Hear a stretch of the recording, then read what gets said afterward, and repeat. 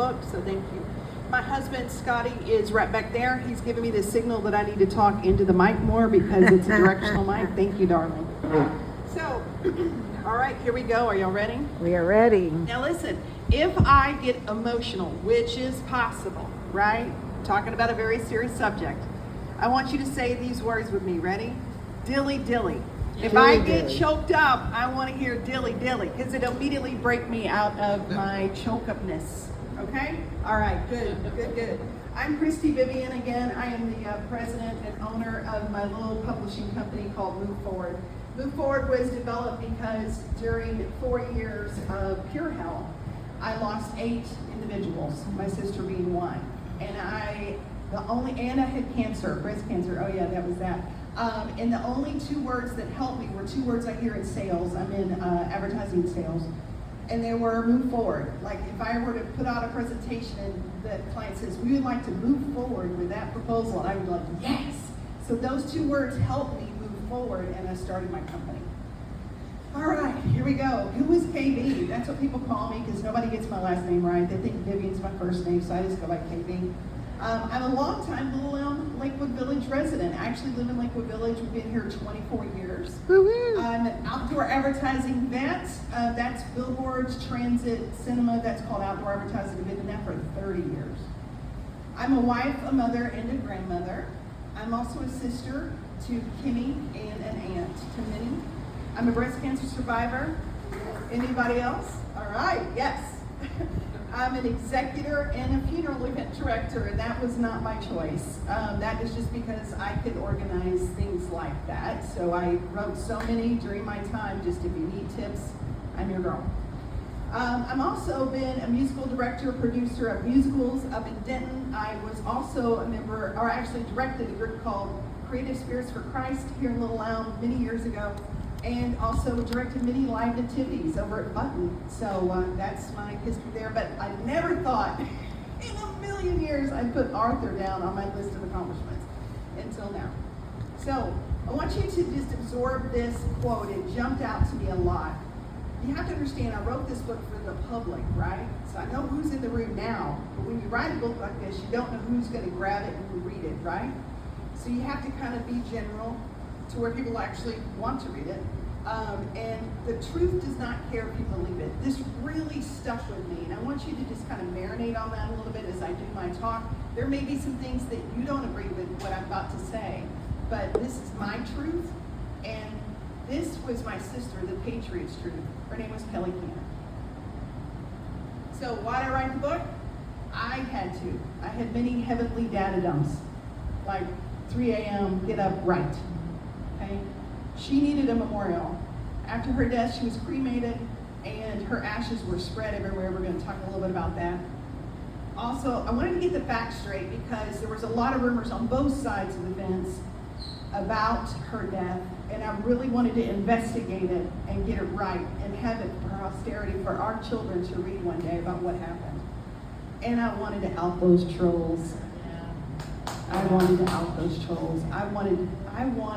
to find my voice in this because I was a major victim of this. So was my entire family. I wanted and I needed to heal. I told you about my journey. So I needed that healing process, and journaling, writing helped. Here she is. Yay. Dilly. Thank you. You got me. All right. Let me introduce you to the star of the show. Kelly Jan Cannon, actually McCutcheon Cannon, was born June 6, 1959 in Palestine, Texas, an 8th generation Texan and a fiery, green-eyed Irish lass. She had many sides to her. Loving aunt, a die-hard Aggie. Any Aggies in the room? All right, you'll love this. She worked her way through college and graduated with a Bachelor of Environmental Design degree from Texas A&M class of 1982. She was extremely intelligent. Any Aggies beside you, that was part of my life. All right, moving on. Oh, wow. She was fearless, so very stubborn, very stubborn.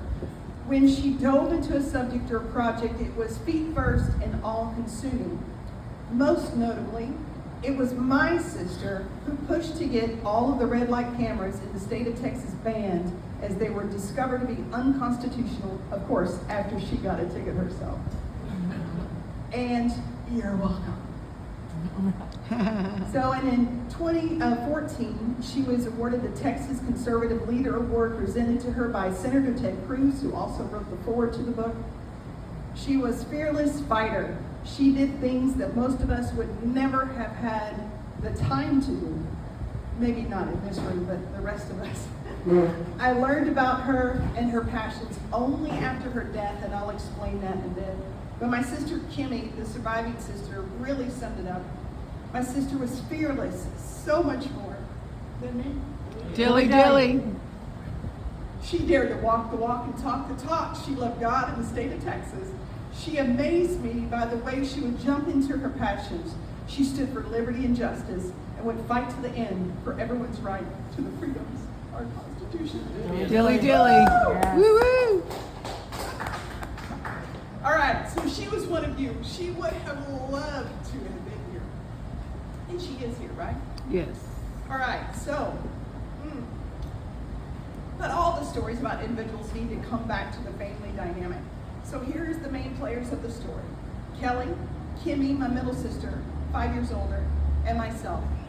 Kelly she married a couple times, never had any kids. Kim has a daughter named Brooke, who you'll hear about a little bit later, and myself, I have 2 children, Nathan and Julia. This was our last vacation together in 2020, trying to relive childhood vacation to Wimberley in our youth with our grandmother. Looks like we all get along, right? Well, looks can be deceiving. We at times fought like cats and dogs. The McCutcheons.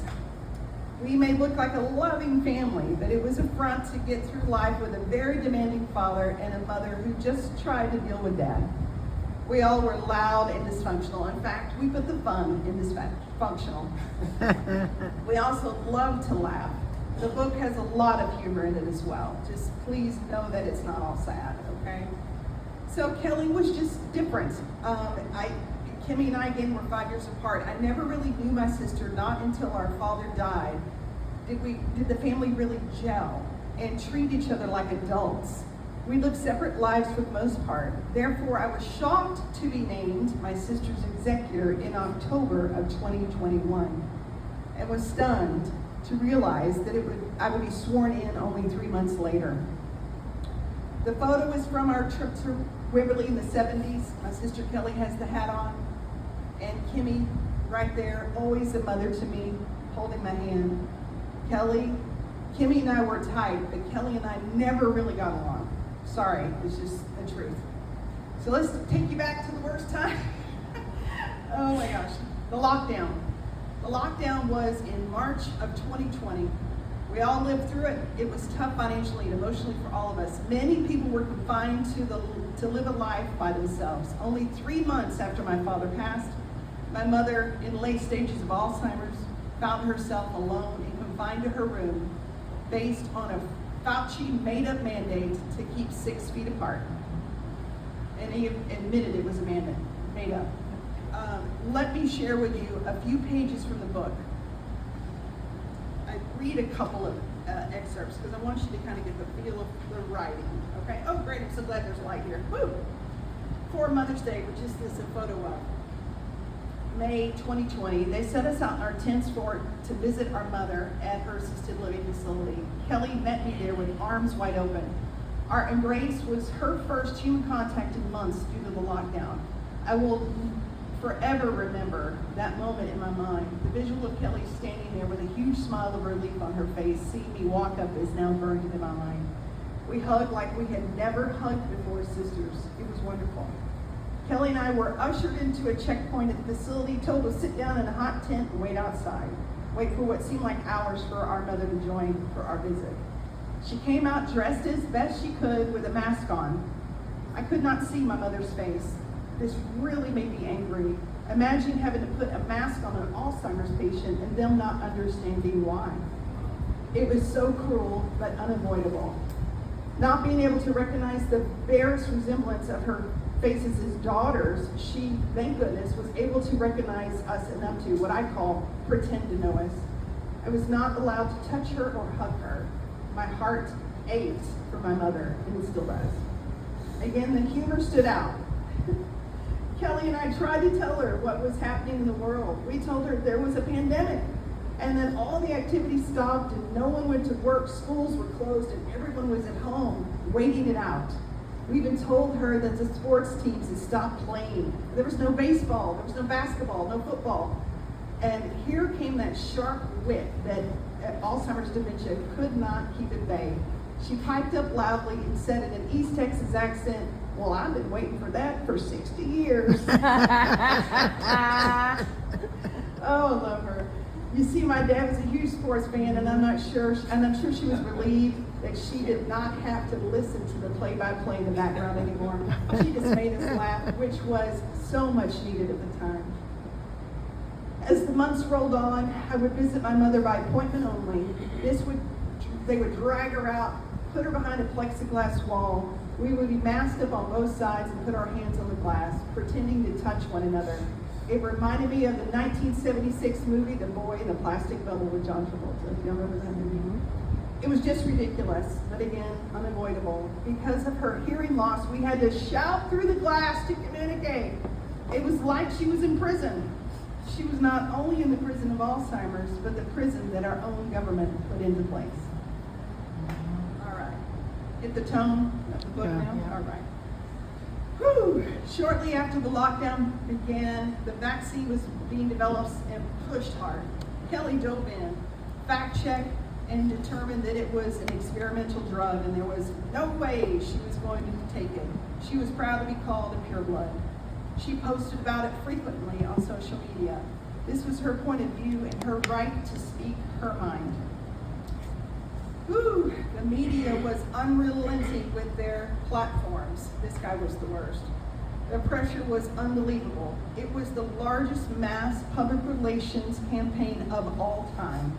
It was only until I was told I would not be able to see my mother in the Alzheimer's facility until I was double vaxxed and showed my card. How far would this go? Would grocery stores be next? So I decided to go to Kroger and get the vaccine. Recognize the humor there? I volunteer as tribute for my family. I told no one. I rescheduled the appointment 3 times. I finally got the courage and went to Kroger and got it done. Afterwards, I sat in my car and cried. I thought I was going to die from it. Everyone was having to make a choice based on their own beliefs and truths. It all started to spiral out of control. Many employers started to mandate the vaccine. Kelly's employer was a governmental-based employer, so the pressure was really on. Oh, this one. Good news. My employer has granted my religious exemption request. No jabby for me, praise God. Amen. But it was this post that began it all. I warned her, Kelly, you should not post about this. You don't know what can happen.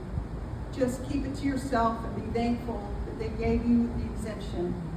Kelly was 62 and was working from home full time at this point. So what was the point anyway of getting the vax to be around coworkers when she worked at home? What she did not share with others was that Kelly had underlying health issues. She had type 2 diabetes, was overweight. She also smoked and vaped most of her life. She also had diverticulitis. But it was too late, and Kelly was hooked in. This was her truth, her stance, and she had every right to have it and express it. No one was going to give her mandates. That would never go over with my sister Kelly. This was Christmas 2021, just 1 month before her passing, our last group family photo. Less mama, of course. Kelly normally would stay the night with me. I live in Lakewood Village. Arlington's a 45-minute drive. But this time she goes, I'm gonna go home. I'm not feeling well. We didn't really think much of it, but she tested positive with COVID just a few days later. So this next excerpt from the book I'm going to read is from Messaging. During this time, my pregnant daughter was living with us and was also unvaccinated. Remember that we really didn't know what this bug was going to do at the time, right? We didn't know. We didn't know how far it was going to go. So when Kelly got it, she was confined to her house with only DoorDash as a visitor. We felt helpless. We chose to use Facebook Messenger as a way to stay connected. December 31st, 2021, 8:28 a.m., Kelly. I woke up again to coughing and hacking. I'm exhausted. It feels like I may never see the end of this crap. I said, fever? She was, no. I go, O2? She was 94. I said, I don't like that number. Now, I didn't know much about medical, but I did not like that number. Kelly said, neither do I. Kimmy piped in. Keep doing the nebulizer and steroids and healer and call your doctor for advice. We were grasping at straws at this point. She'd been sick since December 19th, roughly. Excuse me, I got a hair in my eye. Oh well. I said, Kelly, this was at 8:32 the same day, p.m. Kelly, health check-in, give me status. Kelly, please stats. 2 hours later. I called her. Kelly's not answering her phone. Work pipes in. I hope she's okay. I said, I just called her. She answered. She's doing okay. She's just very weak and tired. We are surrounded by people in our neighborhood who have it. January 1st, 7:48 a.m. Kelly. Y'all, I may need to check into the hospital. I'm not getting any better. I'm scared. Video chat. Everybody jumped in. Kimmy announced to the group, Kelly is going to the hospital. Her oxygen level is now in the 80s. She wants to drive, but I told her it's not safe. I'm giving her 30 minutes to gather her stuff, and we'll call back. Kimmy and I had a sidebar conversation where I shared my concern through a mask of humor, as we always did. I shared with Kimmy, hey, I'm a little concerned about Kelly not improving. We all hopped on a call with her with our demands. Kelly, if your O2 gets below 90, you must go to the ER. Her response was, if I go to the hospital, I won't get out. She called it quits and called 911. The ambulance came to pick her up, and her neighbor, Kayla, sent us a photo proof that she actually did it. And on to the hospital in Arlington, in case you're wondering, Arlington Memorial. She went New Year's Day, 2022.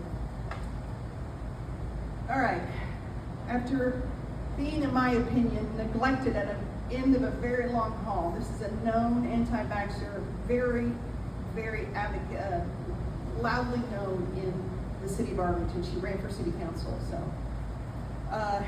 She died just 10 days later after being in the hospital. When putting the presentation together, I tried to read some of this and I just couldn't get through it, so I'm sparing you the details. They are in the book. I'll ask Carol to come up and talk about the medical things afterwards so you can kind of get a vibe for how she died. Anyway, that'll happen, so.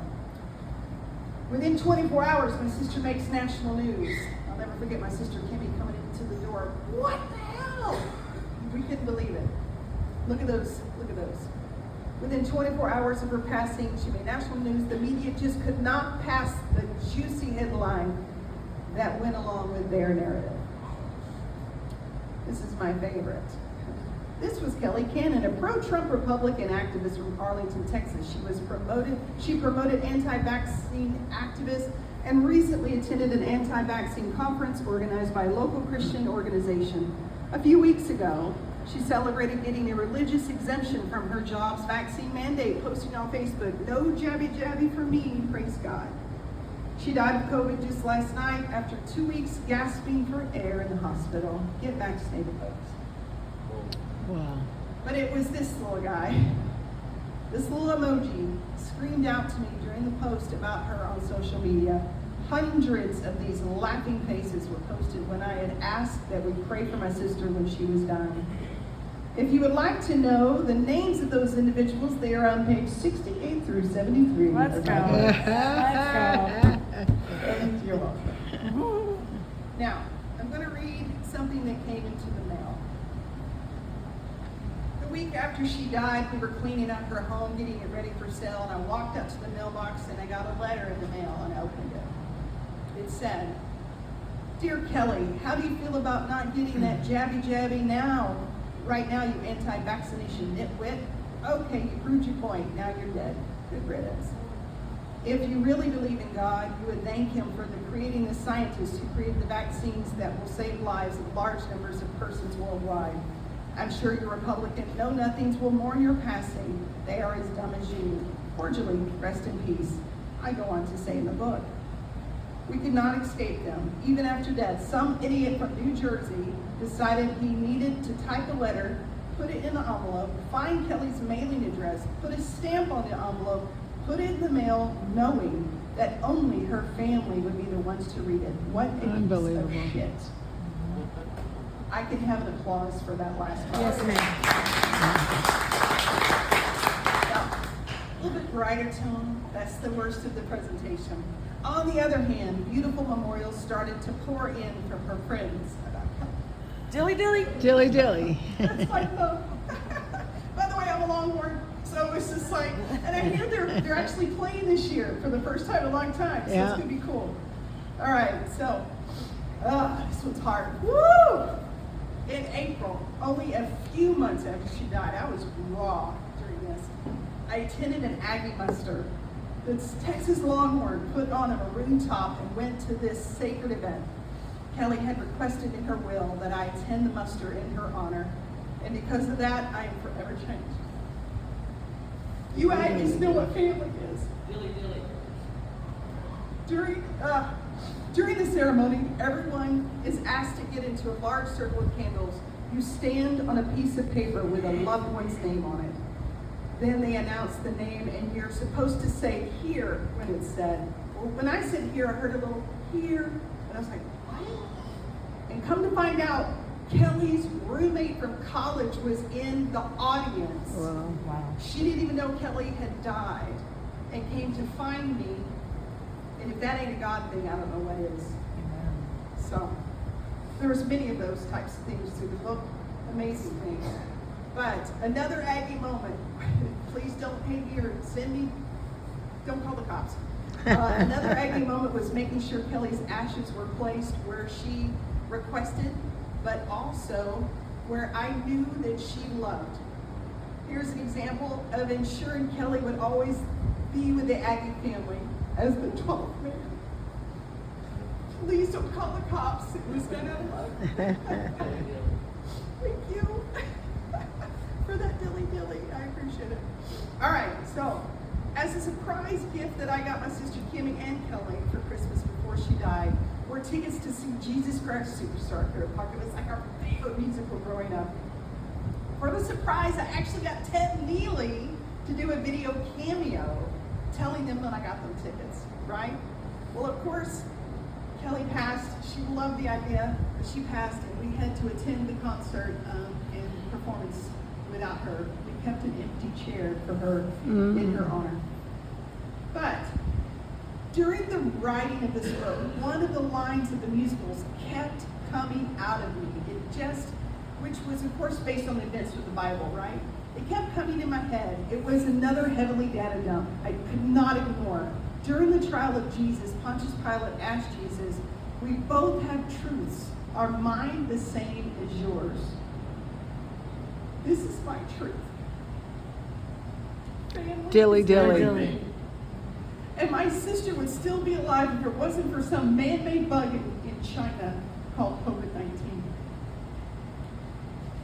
In conclusion, the book is a difficult sell just based on its cover. Many on the left will not even crack it. They just can't get past the word Patriot. Kindle has also decided to censor some of the pages with a big black box. TikTok judged a simple video as going against their community guidelines. Here I posted on the left, the vivid color, a video just about Dr. Stephen Quay asking people who lost loved ones to honor their life by asking their Congress representative to investigate the COVID-19 bug. When I put the photo of the book beside the same video, it was banned. It wasn't able to be seen. I mean, it was just crazy. The video alone is fine. The video with the book can't post it. Kindle book sales dropped as I have been shadow banned because of the title. And forget about running ads, even on Amazon where it is sold. Your ad is suspended as it does not satisfy the ad policy requirements. But the book has won some awards and has had some fantastic reviews. I love this one. They're mainly all 5-star. This book earns a well-deserved 5 out of 5 stars for its courage in tackling controversial topics and its blend of heartache and humor. And that's absolutely right on. So, of course, I would love for you to buy a copy. Again, the QR code's there. I have some copies here. I'd be glad to autograph it. But more than that, I really want you to keep Kelly's story alive. This book is a time capsule of what we all went through. And I just hope that you share it with your family members and keep her story together. Thank you so much for your time. That's all.